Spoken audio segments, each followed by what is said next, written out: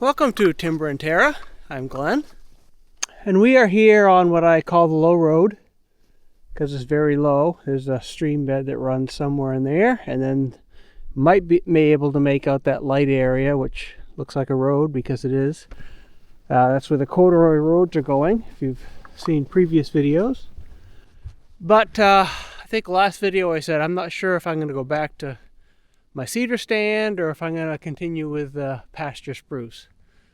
So we're down here with the Pasture Spruce because I really want to finish that project up and be done with it for the year, and then concentrate on other things rather than let it sort of linger, a piecemeal approach. So I do have several questionable ones down that way where we had cut in the last video, but I think I alluded to I'm going to take the obvious ones, such as that one there, such as this one here, because if this cabin goes well, I may build another one and I'll need more material. So looking at this one, the forest is dense that way. There's some decent trees that I don't want to damage. This tree doesn't really have a lean to it, so I'm not dictated by that so much. But I saw an open spot over there. Well, there's a couple trees there that might damage, but those wouldn't be that bad. So then I said, oh, there's a tree down here. I'll clean that up. Just the branches would be a pain to sort of walk through. And I was thinking, well, this may actually be a decent log. So I started unburying it, cutting off the branches where I could see them. There's a bunch underneath, I'm sure, that I've not gotten to. And I saw that it broke off this stem here, which is a large fir tree. Probably one of the bigger ones on my property, probably the upper end of where fir grows size-wise before it just simply dies from old age, because fir doesn't really grow to be that old. So I clipped off the end because it broke off there because it was weak, and it didn't look too bad. A little punky there. You can see he has a difference in how far the axe sticks in, so that's that sort of ring of browner material is punky. It's the same thing down there. So I kept going up. Punkiness there still. Punkiness there. But it was getting better. The ring of whiter, lighter sound wood was getting larger. I cut it here rather than cutting a cookie out or trying to move this. I looked in there. I said, well, it's probably worth just dragging onto this, taking it out. I did clip the end off, the small end, and it looks sound up there. So I'm guessing somewhere along this length, which is probably 30 to 40 feet, somewhere in there is a good log.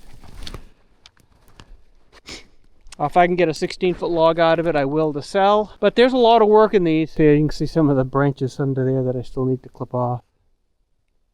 But when I roll it out, hopefully it'll roll up so that those uncut branches will turn upright. So, since this is a nice opening, which is why I chose this area to fell that tree, I'll just back my tractor in there. The top end does have green needles, so it's been this year, probably just a couple months, and it's blown down. But sometimes they can freeze to the ground. They can be sometimes of a bear to get out. But I think in this case there were enough larger branches where it actually kept the stem off the ground. So the stem I don't think is frozen to the ground, just the branches, and they'll probably break off.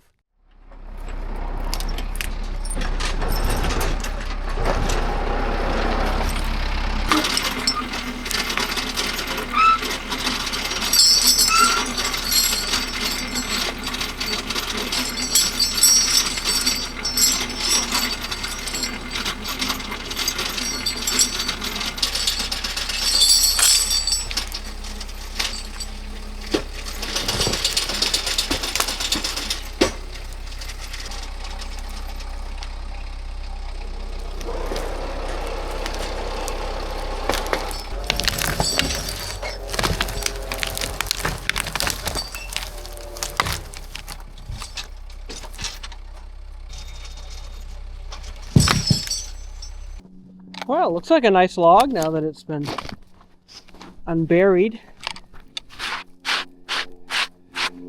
So it's slight discoloration, much less, and that is actually quite a bit sounder. So I think I'll clip a little bit more off, just make sure I have decent sound wood. Get at least one 16-foot log, if I'm lucky maybe two. Up at the end there, still more than that 5-inch minimum diameter, so I have the full length here to work with. Alright, so I'll limb up these things and let you know what I get. So I was able to get two decent logs.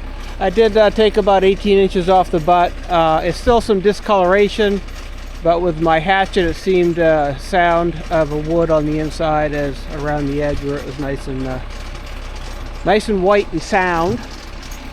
Had barely enough for two logs. I had about a foot left over. So these are right in the path of where I want to fell that spruce. So I'm just going to move these off to the side of the road. And then when I drag the spruce out, assuming I'll get some logs, I'll get logs at some point eventually. I'll just take these up at the same time.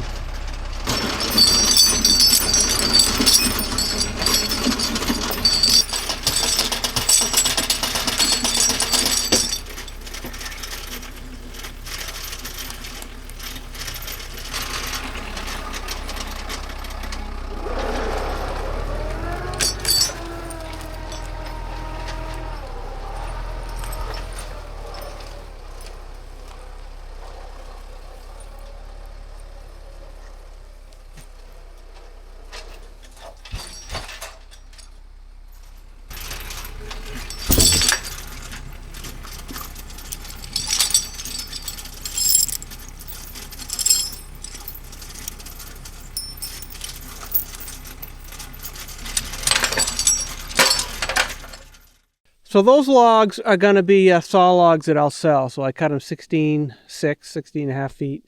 And those are fir. So what I'm after is pasture spruce. I've mentioned this in previous videos, but I'll review it quickly. Pasture spruce is not a species, although generally it tends to be white spruce, but red spruce can grow that way on occasion, but it has to do with how it grew.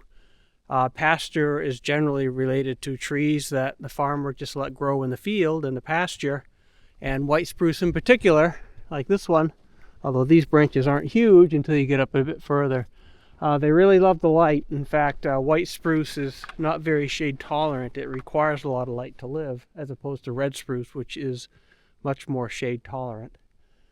So it takes advantage of that. It grows very large limbs. They stay live as long as they see light. And in a pasture that doesn't have any competing trees around it, those branches get really big. Sawmills don't like that because it doesn't make for great lumber, because big knots generally is a weak point in, say, 2x4, 2x6, that sort of thing. So the pasture spruce that I'm eyeing here, I'm going to use for myself. I have my own purpose for them. They're going to be 3x7 floor joists. They're only going to span like 10 or 11 feet. Take that back, 8 to 10 feet, because I'm only cutting them 10 feet long. So they're oversized, in part because I know I'm going to have those knots. I may cull a lot of the lumber if the knots are oriented such that it really provides for really weak timber. So that's my purpose in that. This is another saw log that I cut. I actually don't remember when, but I believe, it looks longer than 16 and a half feet. It could be it was a fallen tree that I simply limbed and cut and didn't cut to length. I do that sometimes. So looking at this tree again, you know, I had went through this whole exercise of uncovering this little buried treasure because I was going to fell it that way, but in second thought, third thought, after giving it lots of thinking, I'm actually going to drop it that way. I'll go between those. So that's a fir to the right, a red spruce to the left. I should be able to split those. This is a rather tall tree. It may damage some of the small fir straight ahead. These other ones are small, but they would make a saw log. So if it does damage them, I'll just take them down for a saw log, as long as it meets that 5-inch minimum diameter. In fact, this is the same place that I fell a tree up there where the crown landed. So that pile of brush there was from previous video.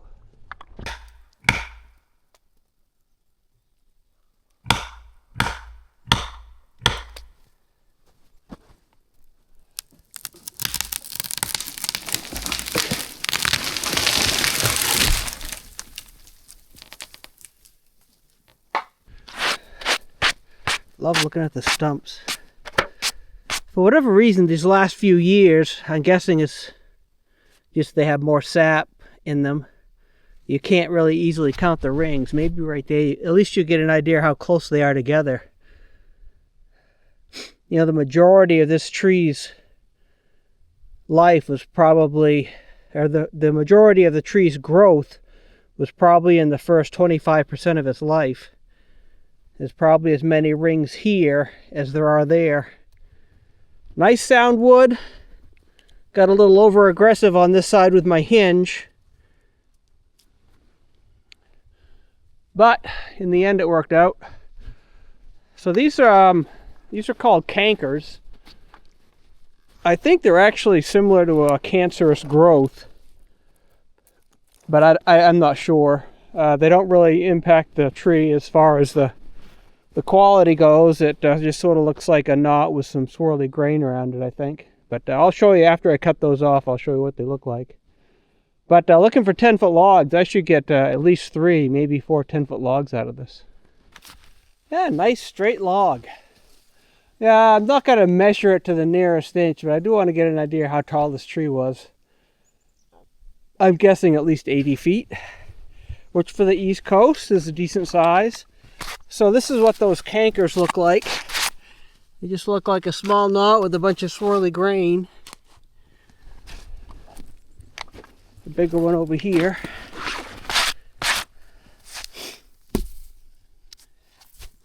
So it would make for nice furniture. You know, nice character grain. It may not be the best for timber as far as strength goes, but we'll see what the final product looks like when it comes back from the sawmill. So I stopped thinking for a moment.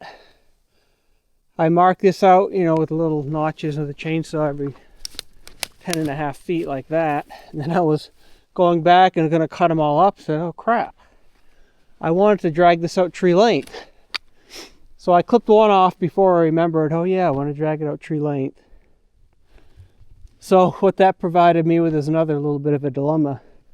Normally I like to anchor the end of the cable on the last tree, because if I do it this way, which I decided to anchor it on the heaviest tree rather than the last one, is then the cable is going to slide through the slider.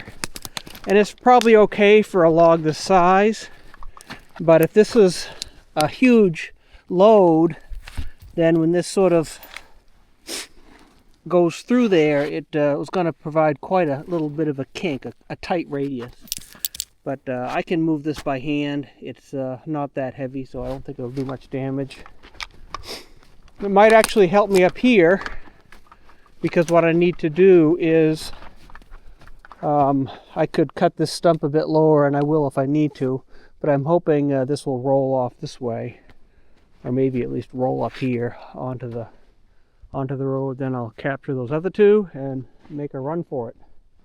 So let's see what this looks like.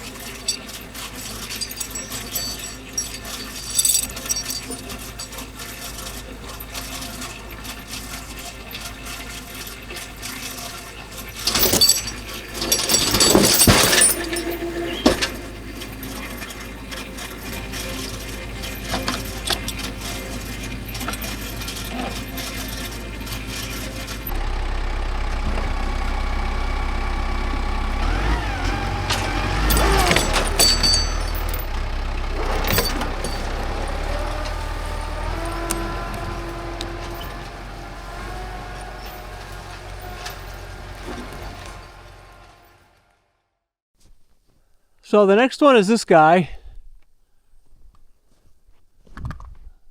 No obvious lean one way or the other. So I think I'm going to do the sort of the same thing, is drop it over that way so most of the crown ends up off the road. It just minimizes the cleanup. But I have that two-headed monster there. Well, maybe it's a two-headed kitty cat because it's not that big, but it's two-headed. Take that down. There's a couple other small ones beyond it because this will probably damage those, and rather than climb through a bunch of extra debris, I'll just clean it up ahead of time, since those trees aren't worth much to begin with.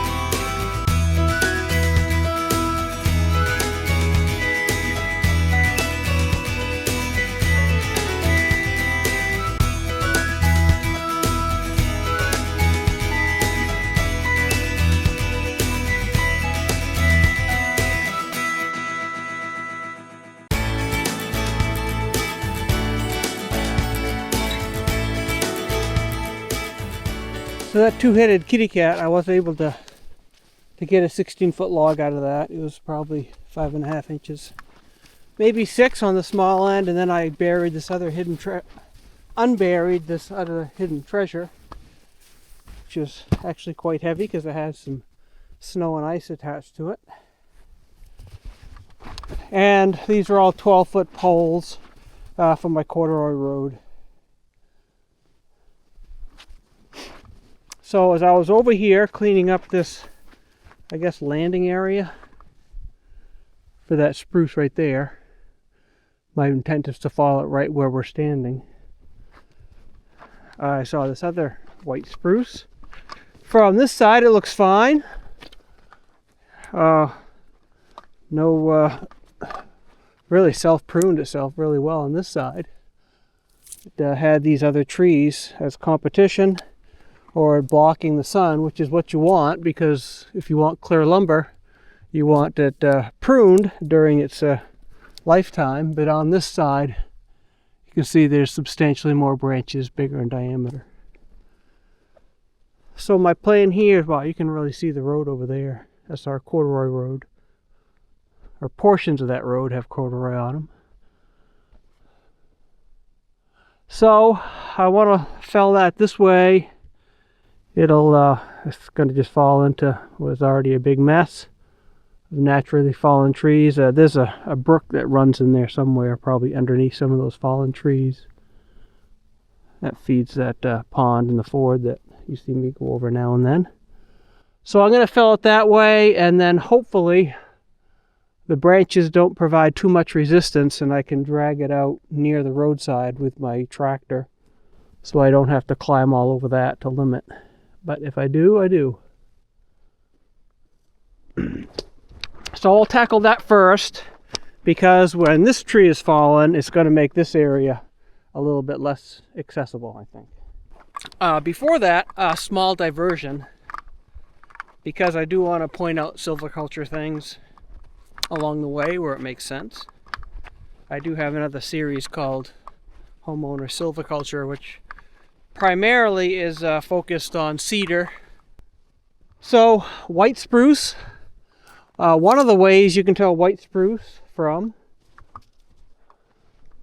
red spruce, it's rather subtle, but there's two things regarding the bark. This, hopefully you can see on camera, this is red spruce and the bark is redder.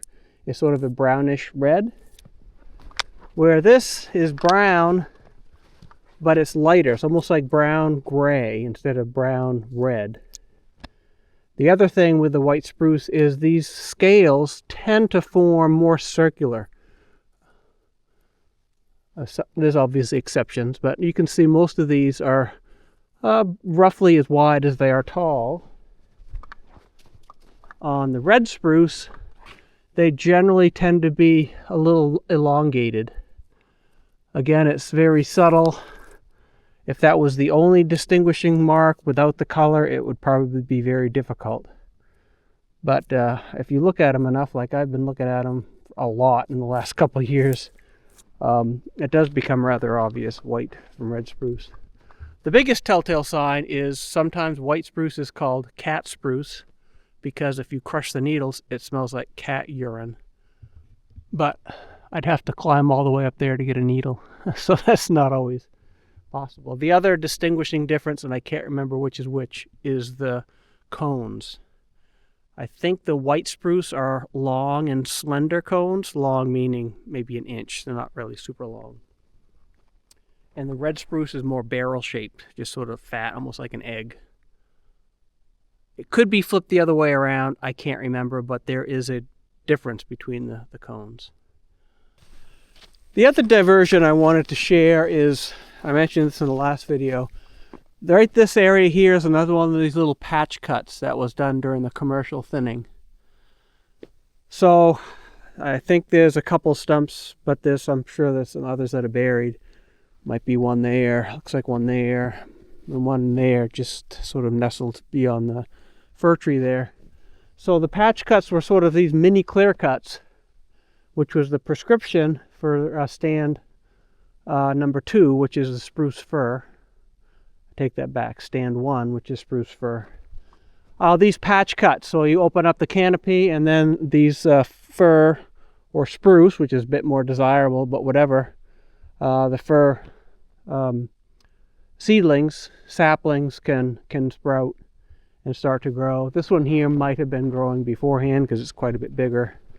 But all these other small ones are probably within 8 to 12 years old, which is when the commercial cut was done. You can guesstimate the age of some of these by counting the whorls. Major whorls up there. Looks like something might have chewed the top of it. 1, 2, 3, 4, 5, 6, 7, 8, 9, 10. Yeah, looks to be 12, maybe 14 years old.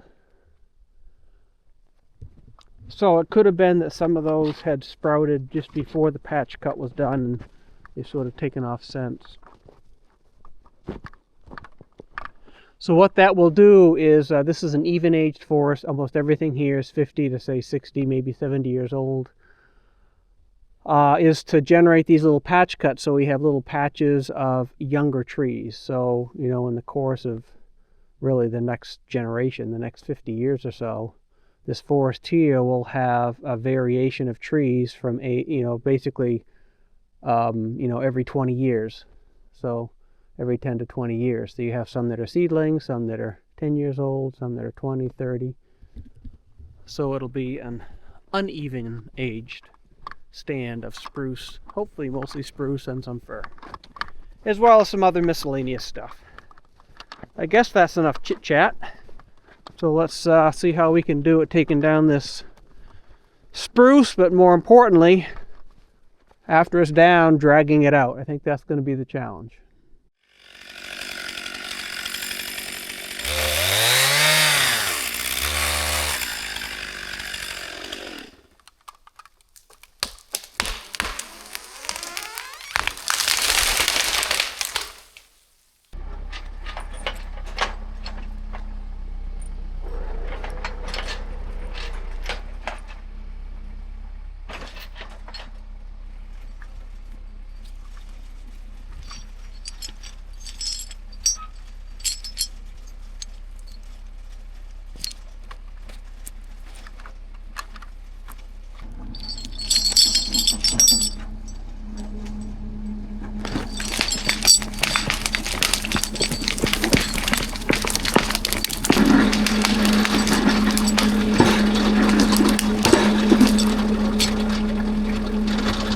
So now that most of it is more accessible, I'll limit up, measure it out.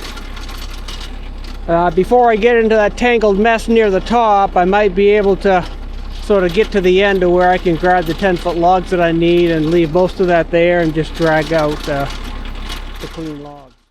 I got 4 decent logs. The last one, the 4th one, had a little bit of crook near the end of it. So I did cut up some of the top. I did a little bit of jungle climbing over there. But the rest of it I'll either leave for habitat because that's a convenient excuse for me not to deal with it, or I'll do it at some other time, probably from the other side. Okay, so we're in a good position here. We should be able to drag this out, the 42 feet long that it is, in one piece. Actually going to head back to my house now for a snack, so I'm just going to take this back to the house and add to that pile and cut it up into the 10-foot lengths there. So you might as well come along, a little time-lapse footage of us exiting the woods. On the way out, you'll see a pile on the log pile on the left. Those are the 16-footers that I am going to sell for saw logs, and a pile on the right, which is some of the pasture spruce that I've cut here and collected that I'll get with my trailer later on.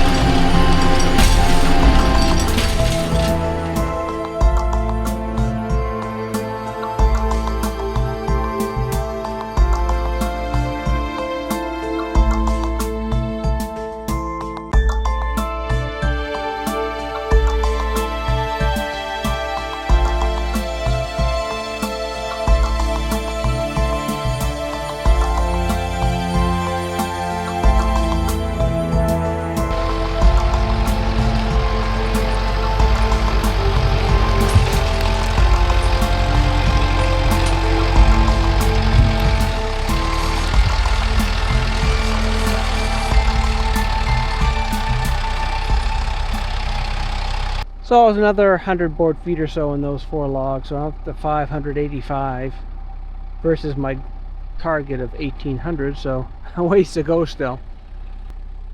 Okay, so in the house for some coffee and back at it. Well, when I brought my tally sheet in for the board footage, I realized when I flipped the paper over, I had transferred the wrong amount. So, because I was thinking, I said, boy, this is not adding up very fast.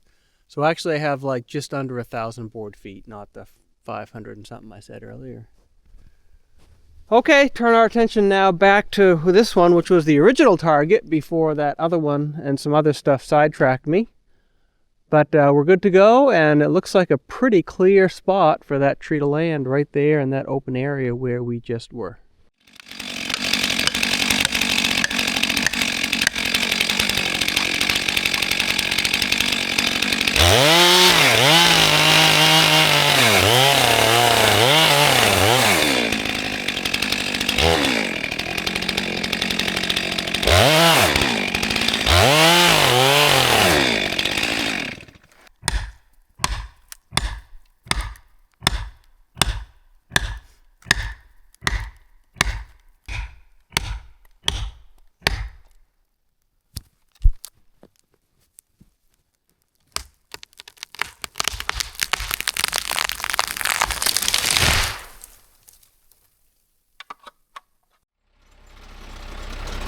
Well, 4 good logs on this one.